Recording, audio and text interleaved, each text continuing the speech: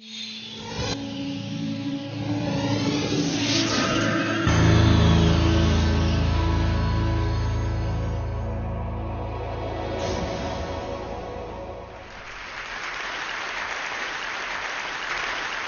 want you to take a look at this baby.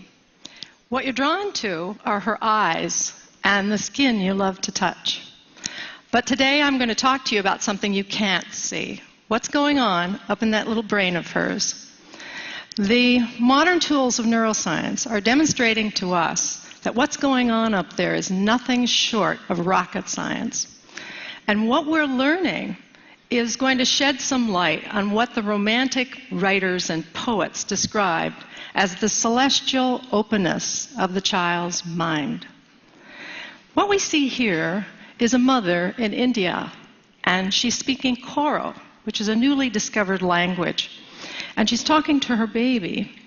What this mother and the 800 people who speak Koro in the world understand that to preserve this language, they need to speak it to the babies. And therein lies a critical puzzle. Why is it that you can't preserve a language by speaking to you and I, to the adults? Well, it's got to do with your brain. What we see here is that language has a critical period for learning. The way to read this slide is to look at your age on the horizontal axis. You've done that. And you'll see on the vertical your skill at acquiring a second language. The babies and children are geniuses until they turn 7, and then there's a systematic decline. After puberty, we fall off the map. No scientists dispute this curve, but laboratories all over the world are trying to figure out why it works this way.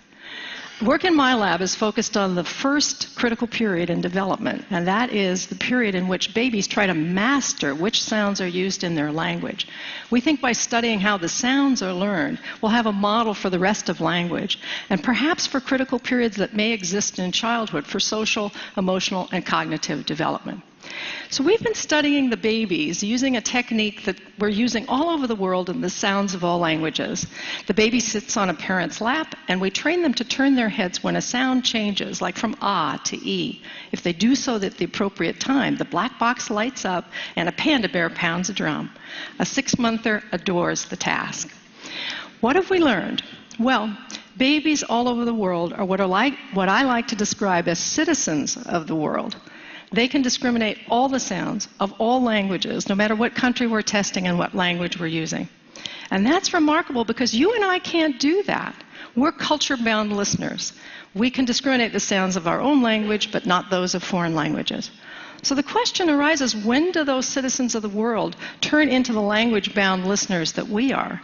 And the answer? Before their first birthdays. What you see here is performance on that head turn task for babies tested in Tokyo and in the United States, here in Seattle, as they listen to ra and la, sounds important to English but not to Japanese. So at 6 to 8 months, the babies are totally equivalent. 2 months later, something incredible occurs. The babies in the United States are getting a lot better. The babies in Japan are getting a lot worse. But both of those groups of babies are preparing for exactly the language that they're going to learn. So the question is, what's happening during this critical 2-month period? This is the critical period for sound development. But what's going on up there? So there are 2 things going on. The first is that the babies are listening intently to us, and they're taking statistics as they listen to us talk. They're taking statistics. So listen to 2 mothers speaking Motherese, the universal language we use when we talk to kids. First in English and then in Japanese. I love your big blue eyes. So pretty and nice. うわー、大きな茶色いお目目。そして綺麗な黒い髪。 During the production of speech, when babies listen, what they're doing is taking statistics on the language that they hear. And those distributions grow. And what we've learned is that babies are sensitive to the statistics, and the statistics of Japanese and English are very, very different. English has a lot of R's and L's, the distribution shows. And the distribution of Japanese is totally different, where we see a group of intermediate sounds, which is known as the Japanese R. So babies absorb the statistics of the language, and it changes their brains. It changes them from the citizens of the world to the culture-bound listeners that we are. But we as adults are no longer absorbing those statistics. We're governed by the representations in memory that were formed early in development. So what we're seeing here is changing our models of what the critical period is about. We're arguing from a mathematical standpoint that the learning of language material may slow down when our distribution's stabilized. It's raising lots of questions about bilingual people.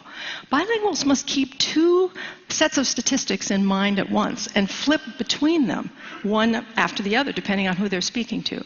So we asked ourselves, can the babies take statistics on a brand new language? And we tested this by exposing American babies who'd never heard a second language to Mandarin for the first time during the critical period. We knew that when monolinguals were tested in Taipei and Seattle on the Mandarin sounds, they showed the same pattern. 6 to 8 months, they're totally equivalent. 2 months later, something incredible happens. But the Taiwanese babies are getting better, not the American babies. What we did was expose American babies during this period to Mandarin. It was like having Mandarin relatives come and visit for a month and move into your house and talk to the babies for 12 sessions. Here's what it looked like in the laboratory. 发生了什么事情哦？小小熊七七在这里，一个绿色的圈圈，绿色的圈圈，绿色的圈圈，来转一下，转一圈，嘿，一圈，再一次哦，转一、二、三。 So what have we done to their little brains? We had to run a control group to make sure that just coming into the laboratory didn't improve your Mandarin skills. So a group of babies came in and listened to English, and we can see from the graph that exposure to English didn't improve their Mandarin. But look what happened to the babies exposed to Mandarin for 12 sessions. They were as good as the babies in Taiwan who'd been listening for 10 and a half months. What it demonstrated is that babies take statistics on a new language. Whatever you put in front of them, they'll take statistics on. But we wondered what role the human being played in this learning exercise. So we ran another group of babies in which the kids get the same dosage, the same 12 sessions, but over a television set. And another group of babies who had just audio exposure and looked at a teddy bear on the screen. What did we do to their brains? What you see here is the audio result, no learning whatsoever, and the video result. No learning whatsoever. It takes a human being for babies to take their statistics. The social brain is controlling when the babies are taking their statistics. We want to get inside the brain and see this thing happening as babies are in front of televisions as opposed to in front of human beings. Thankfully, we have a new machine, magnetoencephalography, that allows us to do this. It looks like a hairdryer from Mars, but it's completely safe, completely non-invasive, and silent. We're looking at millimeter accuracy with regard to spatial and millisecond accuracy using 306 squids. These are superconducting quantum interference devices to pick up the magnetic fields that change as we do our thinking. We're the first in the world to record babies in an MEG machine while they are learning. So this is little Emma.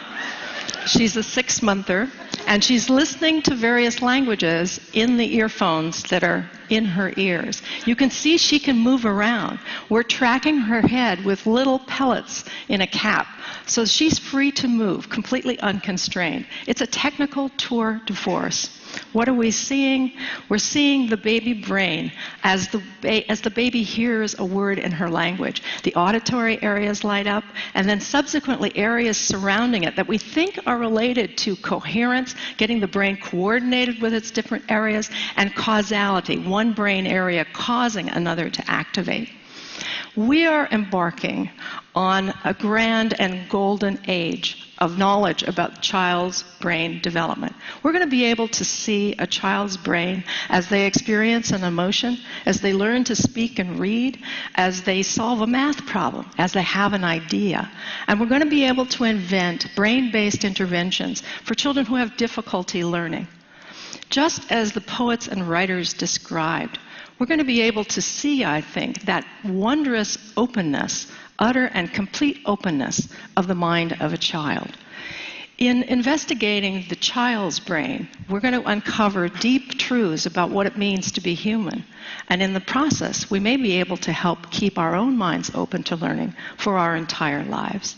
Thank you.